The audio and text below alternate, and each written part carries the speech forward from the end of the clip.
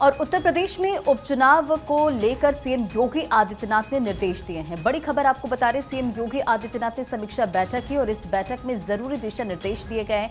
Booth level तक के प्रबंधन को लेकर निर्देश दिए गए और मंत्रियों और पदाधिकारियों की भी जिम्मेदारी तय कर दी गई है। क्षेत्र में लगातार प्रवास करने के निर्देश दिए गए, साथ ही साथ लोगों के बीच जाने को कहा गया। मंत्रियों को चौपाल लगाने के निर्देश दिए गए। प्रभारी जिलों में रहकर लोगों की समस्याएं भी सुने, ये भी कहा गया है। और जिले के पदाधिकारियों के साथ बनाए सामंजस्य। तो ये तमाम जो दिशा निर्देश हैं वो समीक्षा बैठक में सीएम योगी आदित्यनाथ ने मंत्रियों को दी है और कहा है कि जनता के बीच जाए, उनकी जो समस्याएं हैं उनको सुने, समझे और उसका समाधान भी करें। तो देखिए, सीएम योगी ने क्योंकि कल बैठक की थी और इस दौरान तमाम जो निर्देश थे उनकी तरफ से दिए गए हैं। आगे बढ़े तो देखिए, सीएम योगी को सौंपी गई है बहराइच हिंसा की रिपोर्ट। दरअसल कल ही जब बैठक हो रही थी तो उस दौरान अपडेट भी सामने आ रहे थे। रिपोर्ट में लापरवाही का जिक्र किया गया है कि लापरवाही बहराइच में हुई और इसी वजह से हिंसा हुई है।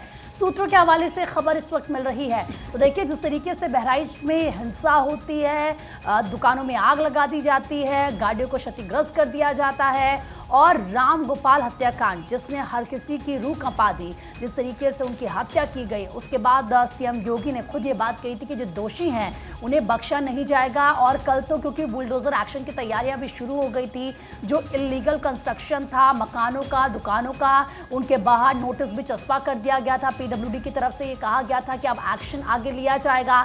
और अब आपको ये बता रहे हैं कि जो रिपोर्ट सीएम योगी को बहराइच हिंसा पे सौंपी गई है उसमें ये कहा गया है कि लापरवाही की वजह से ये हिंसा हुई है।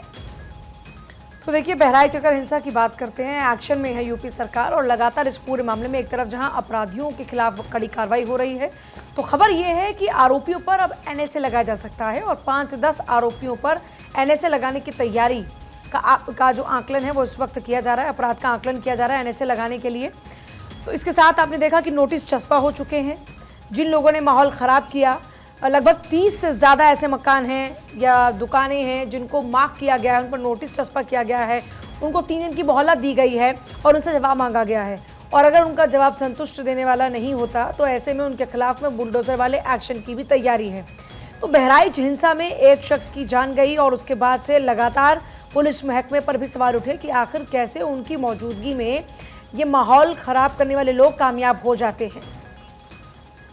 दंगाइयों में डर, गरजेगा बुलडोजर, नोटिस चस्पा, एक्शन पक्का। दरअसल आपको बता दें, बहराइच के राम गोपाल हत्याकांड में ये बड़ा एक्शन हुआ है। आरोपियों पर बुलडोजर एक्शन की पूरी तैयारी है। आरोपियों के घर पर नोटिस चस्पा हो चुका है।